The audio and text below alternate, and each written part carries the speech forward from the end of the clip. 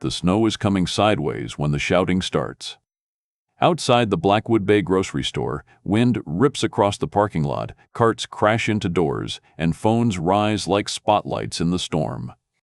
A pregnant German shepherd stands near the loading dock, ribs faint beneath soaked fur, tail low but steady. She is not barking.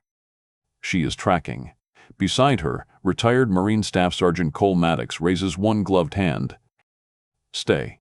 The shepherd freezes instantly. Controlled. Disciplined.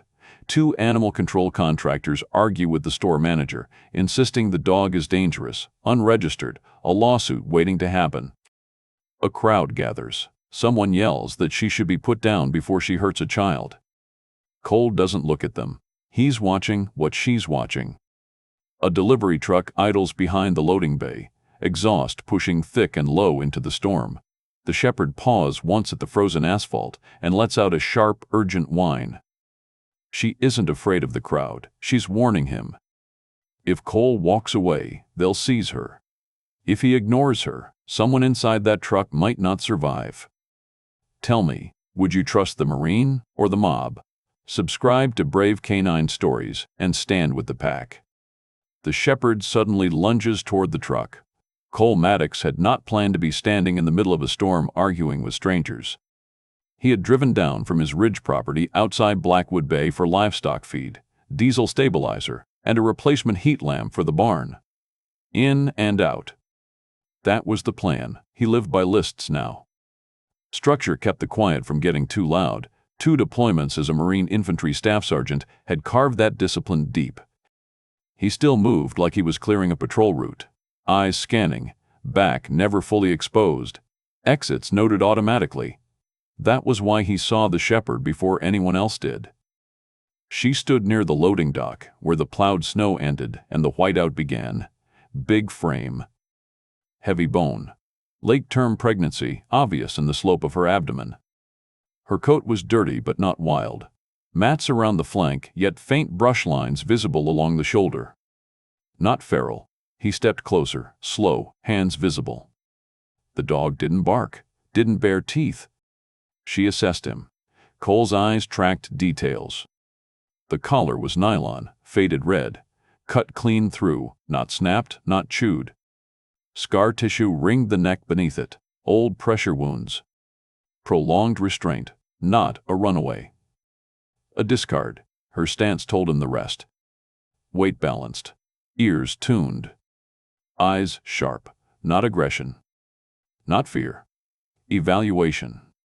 She's late term, he muttered under his breath. Couple weeks at most. Wind gusted hard enough to rattle the metal dock door. That was when the 2 animal control contractors moved in from the side, catch poles already extended. The shepherd shifted instantly. Not toward them, toward Cole. He lowered one knee slightly but didn't reach out. Stay, he said calmly. The dog froze mid-step. The contractors paused, surprised. Easy, he added. Her breathing slowed. One contractor advanced another step. The dog glanced once at the pole. Back. She stepped behind Cole's leg without touching him. Not panic. Not submission. Positioning. Cole felt something tighten in his chest. She's trained, he said quietly. Or conditioned, one contractor snapped. Cole ignored him. Heel.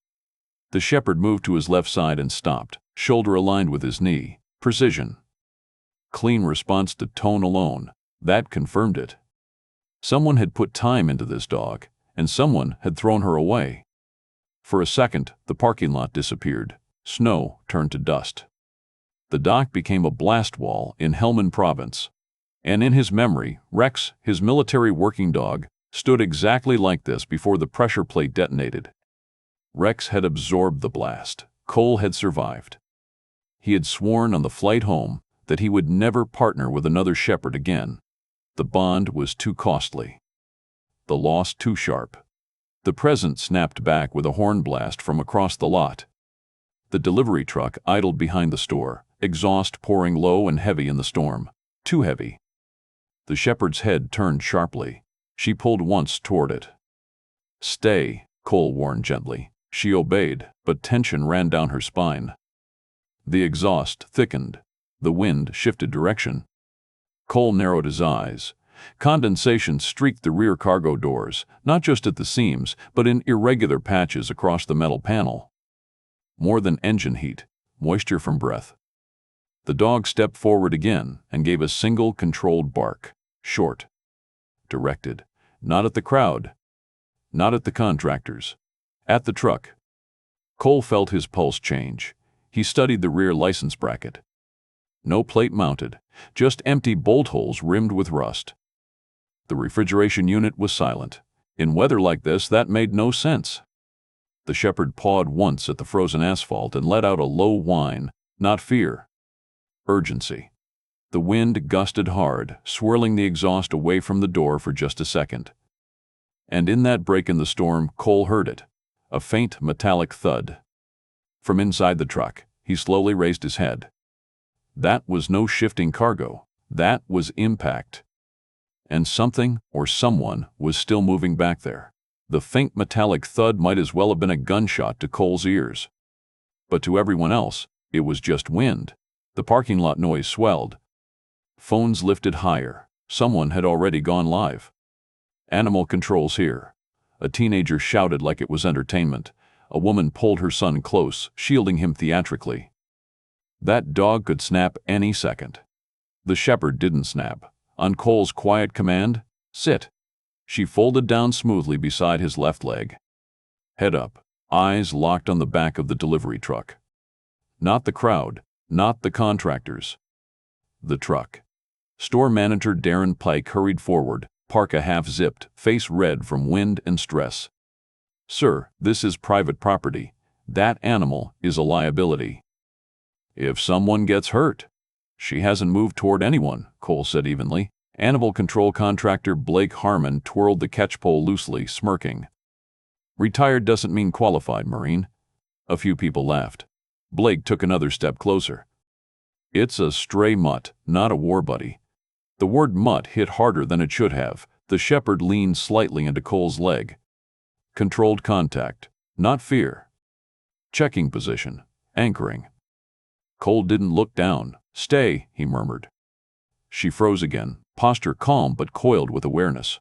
Blake extended the catchpole another foot. "We'll impound her. You can file paperwork if you care that much." Darren nodded quickly. "Yes, that's procedure. Procedure." Cole's eyes flicked back to the truck, still idling. Exhaust heavy and low, pushing sideways under the dock awning. The refrigeration unit on top of the trailer was silent, no vibration, no hum. The truck's logo showed a perishable food supplier.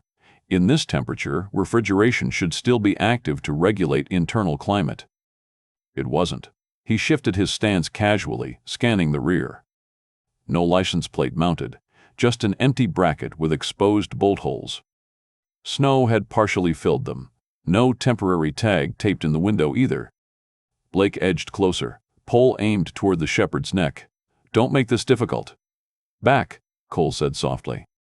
The shepherd shifted behind him again, clean movement, shoulder aligned with his knee. Phone zoomed in. Someone muttered, "He's escalating." Cole stepped half a pace forward, placing himself between the pole and the dog. "I'm not escalating," he said calmly. "I'm asking you to wait." "For what?" Blake snapped.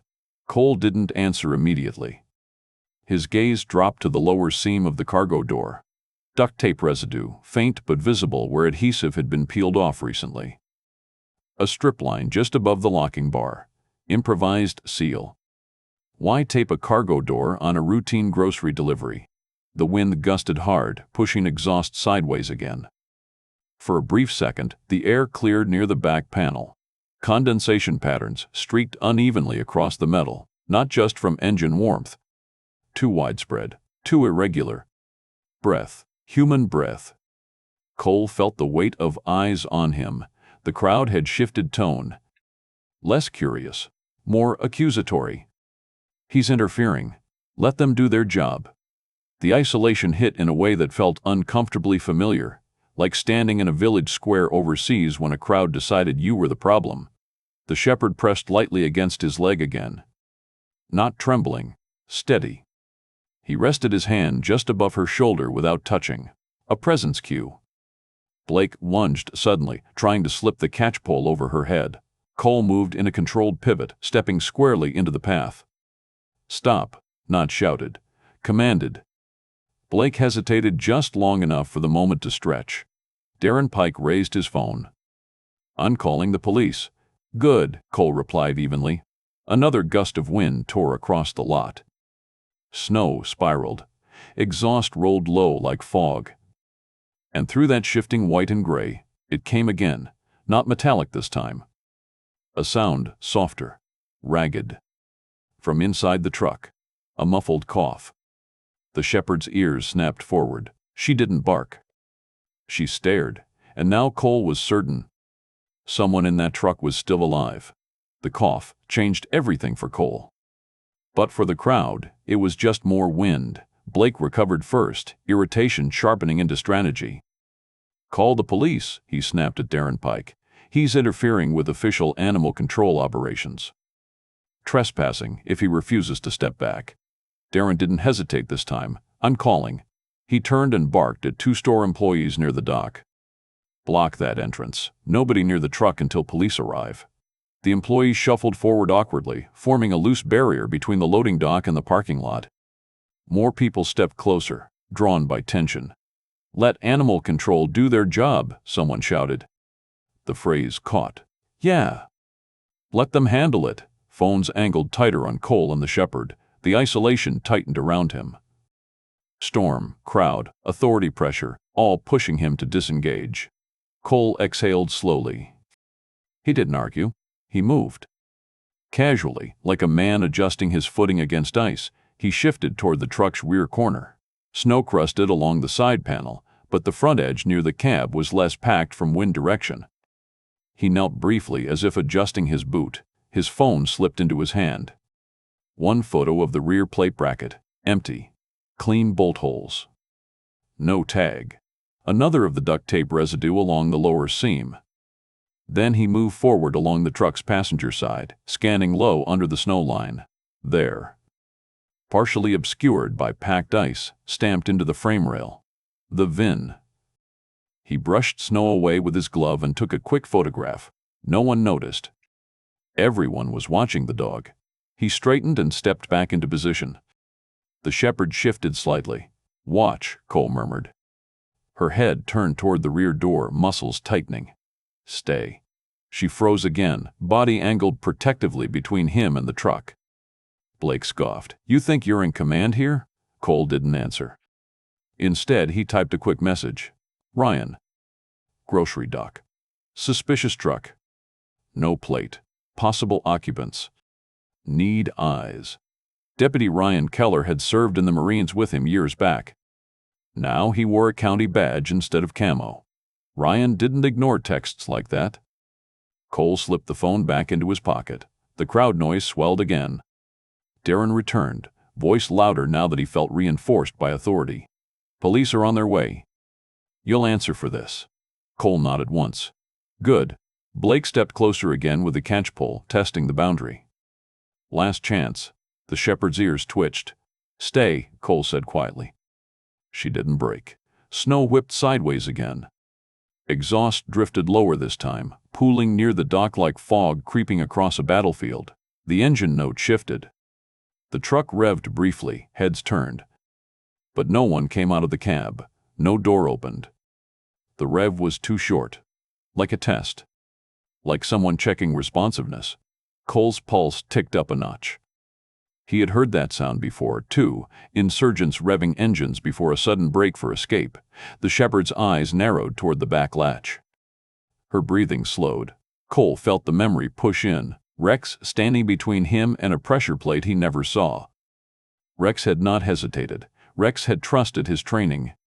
Cole had survived because of it. He swallowed hard. Every instinct in him said, "Step away. Let police handle it. Avoid liability." But every other instinct said something inside that truck was running out of time. The wind dropped for a half-second. Silence settled strangely heavy. And then the shepherd gave a single, low growl. Not at Blake. Not at the crowd. At the rear cargo door. Deep, Controlled. Focused. The kind of sound a trained dog makes when it confirms a threat. The growl shifted the tone. Blake straightened, annoyed that the moment hadn't broken Cole's composure. He reached inside his jacket and pulled out a laminated ID card on a retractable clip, flashing it toward the crowd and then toward Cole. "County Animal Services contractor," he said sharply. "Authorized to seize aggressive animals. You're interfering with official operations." Darren Pike raised his phone higher. "Corporate legal is on the line," he announced loudly, as if that ended all debate. "They're advising we remove the animal immediately. Liability exposure is unacceptable." The crowd fed on that. "Yeah, listen to them. He's not even law enforcement." Phones zoomed in tighter. Cole stood still. The storm worsened, wind slicing sideways in icy sheets. Snow collected on shoulders and hats. Exhaust from the truck thickened and flattened under the dock awning. The deputy still hadn't arrived. The isolation pressed harder now. Cole could feel the crowd shifting from curious to impatient. Blake stepped forward again, catch-pole extended more aggressively this time. The shepherd moved before Cole did, not lunging, not barking. She stepped forward half a pace and planted herself directly in front of Cole's knees, body angled sideways, creating a barrier. Ears forward, tail level. Balanced weight. Controlled block. "Stay," Cole said quietly. She held. Blake hesitated at the change in posture. "That's threat display," he snapped. "See? Aggressive." "No," Cole replied calmly. "That's control." Darren pointed toward the road. "Police are coming." "You're making this worse." Cole's patience thinned, but his tone remained even. "Then we wait."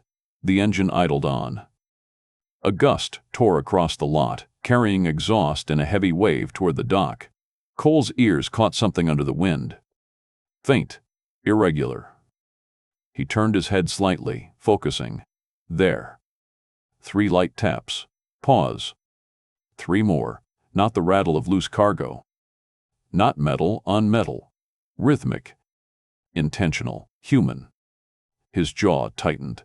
Blake advanced again, trying to slip around the shepherd's flank. She adjusted instantly, pivoting without breaking the stay command, keeping her body between Cole and the pole. No snapping. No teeth. Just space control. "Control your dog," Blake barked. "She's under control," Cole said. The tapping came again. Faster now. Then a pause. Then 2 heavier impacts. The crowd didn't hear it. The storm swallowed most of the sound. But the shepherd did, her head tilted slightly toward the rear door. One paw lifted and set down again, restrained energy. "Easy," Cole murmured. She steadied. Darren turned away to his phone again. "Yes, corporate. He's refusing to leave. He claims there's someone inside the truck. No, we have no confirmation of that." The truck engine suddenly cut off. Silence fell harder than the wind. A few people shifted uneasily. Driver's side door creaked open. A man in a heavy jacket stepped down slowly from the cab. Mid-30s. Ball cap pulled low. He kept his face turned partially away from the crowd. He didn't look at the rear of the truck. He didn't look at the dog. He looked at Darren. "What's the problem?" he asked flatly. Blake gestured toward Cole. "This guy thinks there's someone inside your trailer." The driver forced a short laugh. "It's empty. Just pallets. I'm early for tomorrow's drop." Cole studied him. No visible breath fogging heavily from the cab. Gloves on, despite engine heat. Eyes avoiding the rear doors. "You mind opening it?" Cole asked evenly. The driver's jaw flexed. "There's nothing in there," he repeated. Behind Cole, the shepherd's muscles tightened again, her gaze locked on the latch. And she didn't blink. The driver's answer hung in the freezing air. "Just pallets," he repeated. "Storm hit early. I pulled in to wait it out." Cole didn't argue. He turned to Darren Pike instead. "Pulled the delivery manifest." Darren frowned. "That's internal." "Then confirm the schedule," Cole said calmly. "What time was the shipment due?" The store manager hesitated just long enough to signal uncertainty. He glanced at his phone, then at the dock office door. "It's supposed to be tomorrow morning," he muttered reluctantly. Time? Cole pressed. 0800. The crowd shifted. It was just past 4 in the afternoon. And he arrived when? Cole asked. Darren swallowed. 15 minutes ago. Unscheduled. The driver's shoulders tightened almost imperceptibly. Snow whipped sideways again as headlights cut through the storm at the edge of the lot. A county patrol SUV rolled in slow, tires crunching through packed ice. Deputy Ryan Keller stepped out, collar turned up against the wind. He scanned the crowd first, then locked eyes with Cole. The recognition was subtle. No greeting. No handshake, just understanding. "What's going on?" Ryan asked, voice raised over the wind. Blake stepped forward quickly. "This man is interfering with animal control operations and harassing a delivery driver. We're requesting removal." Ryan's eyes flicked to the shepherd. She remained seated, perfectly still. Controlled. Then to the truck. "License plate?" Ryan asked. Driver answered too quickly. Snow-covered. Ryan walked behind the trailer. The bracket was empty. He said nothing. The driver shifted tone. "Refrigeration unit's been malfunctioning. I shut it down. Didn't want to damage cargo. Storm made roads bad. Figured I'd wait here." Blake nodded supportively. "See? Mechanical issue." Ryan turned to Cole. "You heard something?" Cole kept it simple. "Metallic impacts. Rhythmic. Possible occupants." Blake scoffed. "Speculation." Ryan looked at the dog again. "What's her story?" he asked. "Trained," Cole replied. "Pregnant. Cut color. Scar tissue." Ryan nodded slightly. "Any direct evidence?" he asked quietly. Cole knew what that meant. Probable cause. Without it, forcing the trailer open could become a legal problem. The driver sensed the hesitation and straightened a bit.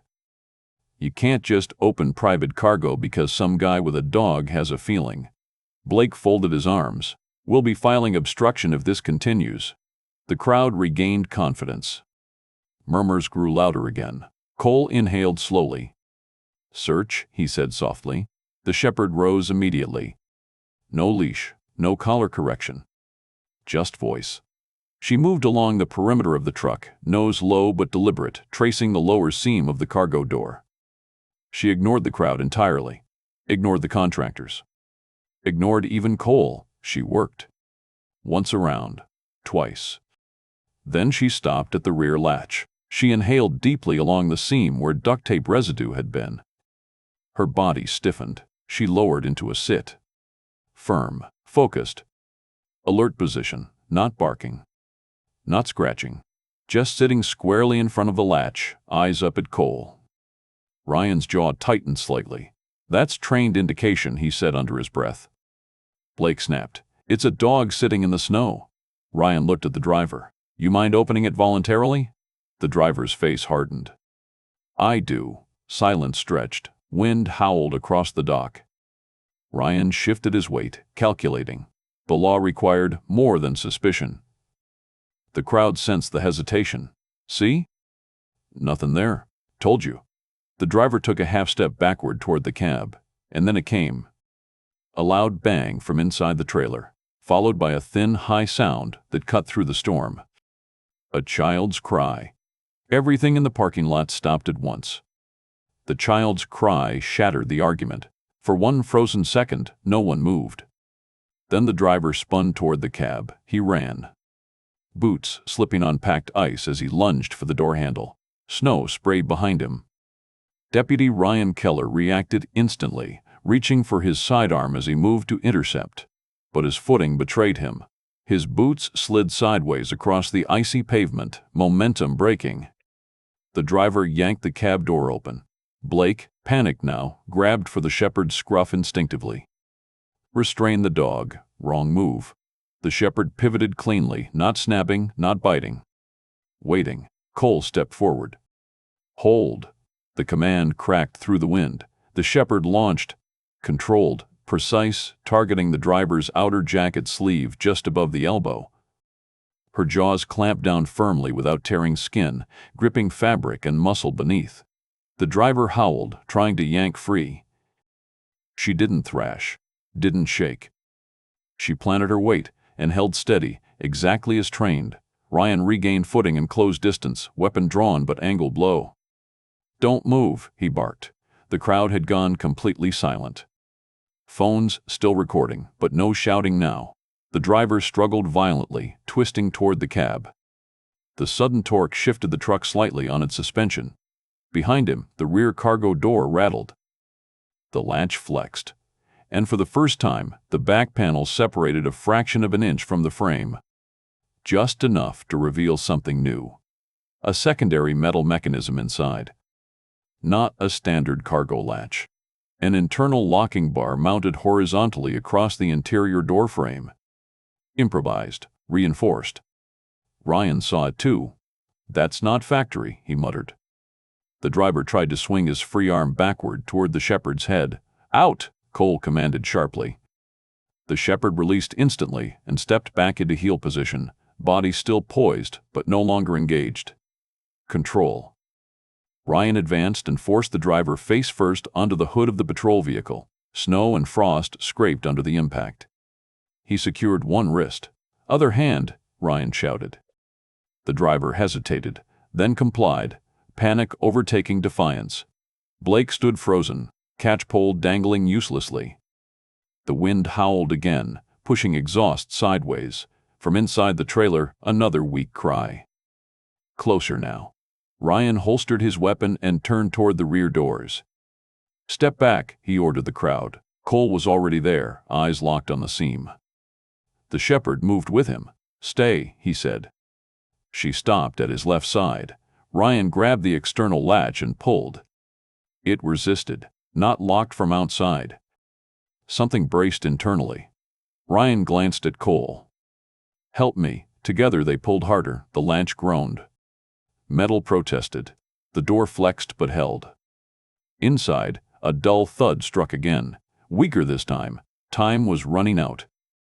Ryan stepped back and drew his collapsible baton. He wedged it into the seam and pried with leverage. The secondary internal bar scraped against its mount. A bolt sheared. The door shifted another inch. Cold air rushed inside. A small hand appeared briefly through the gap, fingers scraping against the edge. The crowd gasped as one. Ryan wedged his shoulder against the door and forced it wider.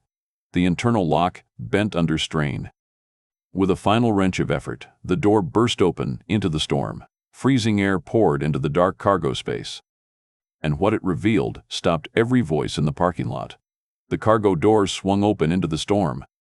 Cold air poured inside. The interior light flickered once and died. In the dim gray spill from the parking lot, three shapes came into focus. Two children. One elderly man, all bound with zip ties at wrists and ankles. Duct tape around mouths, partially loosened where they had struggled. Blankets thrown over them, not for warmth, for concealment. Their faces were pale, lips tinged faintly blue. Shallow breathing, eyes glassy. Carbon monoxide exposure. The exhaust pipe had been routed inward through a small cut in the trailer floor, duct taped around the seal. Improvised, deliberate. The crowd went silent in a way that felt heavier than the storm. Ryan stepped inside first, pulling tape free from the nearest child's mouth. "It's okay," he said firmly. "You're safe." Cole moved without hesitation. No debate, no hesitation about jurisdiction. He climbed into the trailer beside Ryan and cut through the zip ties with his pocket knife. "Easy," he said quietly to the older man, whose eyes rolled unfocused. Outside, the shepherd remained exactly where she had been placed, heel position. Eyes on the driver. Guarding. The driver watched the rescue unfold, panic turning to calculation. Ryan spoke over his shoulder. "Call EMS. Now." Several bystanders scrambled, phones dialing for something useful instead of spectacle. Cole lifted the smaller child first and carried her into the open air. Snow hit her face. She gasped reflexively, lungs pulling in clean oxygen. He laid her on the pavement and turned her onto her side. The second child began crying weakly. The elderly man tried to sit up but collapsed forward. Ryan guided him out carefully.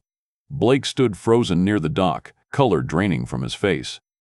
Cole noticed something else. Ryan's patrol body camera was recording. And the phone still in Cole's pocket contained the VIN image, the plate bracket photo. The planted evidence was stacking. Ryan secured the driver in cuffs against the patrol SUV. The man's breathing came fast now, eyes darting between the open trailer and the crowd. "You don't understand," he muttered. "This wasn't supposed to go like this." "Shut up," Ryan replied evenly. Blake's phone buzzed repeatedly in his hand. Ryan noticed. "Let me see that," he ordered. Blake hesitated. Ryan didn't. He took the phone. Recent calls filled the screen, multiple contacts between Blake and the driver's number within the last hour. Ryan's expression hardened. "You're not just animal control," he said quietly. Blake didn't answer. The driver suddenly twisted hard against the SUV, slamming his shoulder backward and kicking at Ryan's knee. The movement was sudden and desperate. The shepherd reacted instantly, stepping forward half a pace. "Down," Cole commanded sharply. Immediate compliance. She dropped into a low, ready position but did not engage. Ryan regained control, forcing the driver flat against the hood again. "Don't," he warned coldly. The crowd had fully shifted now, from accusation to shock. Sirens echoed faintly in the distance. But before emergency lights reached the lot, a new pair of headlights appeared at the far end of the parking area, a dark SUV. Engine revving slightly. It didn't slow. It didn't signal. It was heading straight toward the loading dock. And whoever was inside had just seen the trailer doors open. The dark SUV accelerated across the lot. Ryan saw it first. "Vehicle incoming," he shouted. The engine roared louder as it cut between parked cars, tires sliding slightly on ice. No sirens. No emergency lights. Not law enforcement. The shepherd's ears snapped forward. "Stay," Cole ordered. She held position at his side. Ryan stepped into the open lane and raised his weapon, posture firm and unmistakable. "Stop the vehicle." The SUV hesitated for half a second, just long enough to reveal panic inside the windshield, then veered sharply and attempted to turn back toward the road. Red and blue lights exploded into the parking lot from the opposite entrance. 2 county sheriff units and a state police cruiser barreled in, responding to Ryan's earlier call for backup. The SUV boxed in immediately, officers exiting with commands drawn sharp and clear. Within seconds, 2 additional suspects were ordered out, detained, and placed in cuffs without further struggle. The scene locked down fast. EMS arrived almost simultaneously, pushing stretchers through snow and exhaust haze. Oxygen masks were fitted onto the 2 children and the elderly man. Portable monitors beeped steadily as paramedics assessed vital signs. "Carbon monoxide exposure," one medic confirmed. "Early stage but significant. Another hour in there, and this would have been different." The exhaust pipe routed into the trailer was documented on camera. The improvised internal locking bar photographed in detail. The duct tape residue collected as evidence. Ryan reviewed the rear of the truck again. "No plate," he stated into his radio. "Bracket empty. VIN matches out-of-state registration flagged this morning." Cole quietly handed him his phone. "Time-stamped," he said. "Photos of the VIN under snow. The empty bracket. The duct tape seam." Ryan nodded once. "Good work." Blake stood handcuffed now near the patrol unit, his earlier authority gone. Phone logs were already being reviewed by a second deputy. "Multiple calls between contractor and driver," the deputy confirmed. Within minutes of arrival. Darren Pike hovered near the dock, face pale. A sheriff's lieutenant approached him. "You allowed an unscheduled delivery during a storm with no manifest confirmation?" Darren swallowed. "Corporate pressure. Corporate doesn't override common sense," the lieutenant replied evenly. The crowd that had once demanded removal of the dog now stood quiet and uncertain. Phones were still recording, but the tone had shifted entirely. A woman stepped forward hesitantly, the same one who had shielded her son earlier. "I'm sorry," she said softly to Cole. "I was wrong." Cole didn't respond verbally, he simply nodded. The boy looked at the shepherd. "She knew," he whispered. The paramedics loaded the victims into ambulances. Oxygen masks in place. Stable but shaken. Ryan approached Cole as state troopers secured the suspects into separate vehicles. You were right, Ryan said quietly. Cole shrugged slightly. She was. Ryan glanced at the shepherd, who remained seated, posture steady despite the chaos. You handled her clean, Ryan added. That bite hold, precise, release on command. Military working dog protocols, Cole replied. Ryan raised an eyebrow. You never mentioned you ran K9 overseas. Didn't matter, Cole said. Ryan gave a small nod of respect. Staff Sergeant Cole Maddox. Marine Infantry, K9 handler. 2 deployments. He turned slightly so the nearby sheriff's lieutenant could hear. That's who intervened. The title shifted the atmosphere around them. Not showmanship. Context. The lieutenant extended a hand. Appreciate your restraint and your instincts. Cole shook it once. Ryan tapped his own body camera. Your dog's alert is recorded. Clear sit indication at the latch. That's documented probable cause. The evidence list was already forming. Missing plates. Internal locking mechanism. Carbon monoxide routing. Manifest mismatch. Phone communication between contractor and driver. Body cam documentation. And a trained alert that triggered lawful intervention. The driver was read his rights beside the patrol SUV. No drama. No shouting. Just procedure. Blake was escorted separately. Darren Pike was informed that corporate legal would be contacted directly by the sheriff's department. Snow continued to fall, but lighter now. The storm was breaking. As the ambulances pulled away, the shepherd finally shifted her weight and looked up at Cole. Not anxious. Not demanding. Steady. Ryan stepped closer. Animal Services will process her if no registered owner claims her, he said carefully. Given the collar and training, she was likely owned, but considering what she just did, he paused. If she goes unclaimed after hold period, you have first option to adopt. Cole didn't answer immediately. He looked down at her. Snow dusted her ears. Her eyes were sharp but calm. Protective, without aggression. He had sworn after Rex that he would never stand beside another shepherd again. The cost was too high, but this dog had stood beside him without hesitation. And she had saved 3 lives by refusing to ignore what others dismissed. Cole crouched slowly, meeting her eyes. She held his gaze. No fear. No demand. Just readiness. Ryan watched quietly. You don't have to decide now, he said. Cole stood again, but his hand lingered just above her shoulder, not touching, yet claiming position. The storm clouds thinned overhead, and for the first time that afternoon, the parking lot felt quiet for the right reasons. 3 weeks later, the storm damage had melted into memory. Blackwood Bay returned to its usual gray rhythm. Fishing boats along the marina, delivery trucks arriving on schedule, grocery doors opening and closing without drama. But on the ridge outside town, something had changed permanently. The German shepherd had a name now. Valor. The name fit her without decoration. The county hold period passed without any registered owner stepping forward. The faded collar was traced to a false registration linked to the trafficking investigation. She had been used, likely stolen for obedience and intimidation, then discarded when she became inconvenient. She never acted like a victim. At the small veterinary clinic outside town, Dr. Lena Caldwell confirmed what Cole already knew. Late-term pregnancy. Good overall health despite neglect. Strong heart rate. The litter arrived on a quiet night under controlled warmth in Cole's barn workshop. No chaos. No panic. Just structure. 6 healthy puppies. Valor worked calmly through labor, disciplined even in pain. She allowed Cole to assist when necessary, never snapping, never breaking focus. Ryan Keller stopped by the following afternoon, boots muddy from patrol. You sure about this? He asked lightly, looking at the small cluster of sleeping pups. Cole didn't hesitate. Yeah, paperwork was signed on the tailgate of Ryan's patrol SUV. Official adoption, no ceremony. No spotlight, just ink and acknowledgement. Ryan extended a hand. Good call that day. Cole shook it once. She made it. Ryan glanced at Valor, who stood alert but relaxed near the barn door. She chose you. After Ryan left, the ridge felt quiet again, but not empty. Weeks passed.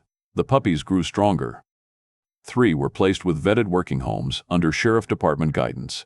2 remained pending adoption review. 1 would stay.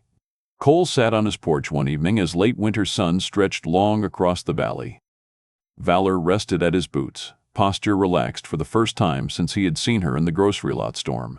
He reached down slowly and touched her collar. Not gripping, not commanding. Just contact. She didn't move. Didn't flinch. She simply leaned lightly into his leg, the same controlled pressure she had used in the parking lot. Cole looked out over the trees. He had lived alone by choice since losing Rex overseas. Discipline had filled the silence. Routine had kept memories contained. But this was different.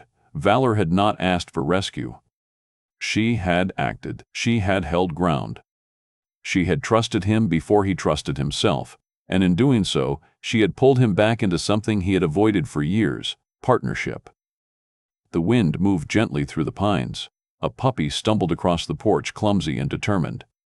Valor watched but did not interfere. Cole rested his hand fully on her neck this time. No hesitation, no distance. "When you open the door for the vulnerable," he said quietly, almost to himself, "you may be opening it for your own second chance." Valor closed her eyes briefly, steady and at peace. And the ridge no longer felt like isolation. It felt like a pack.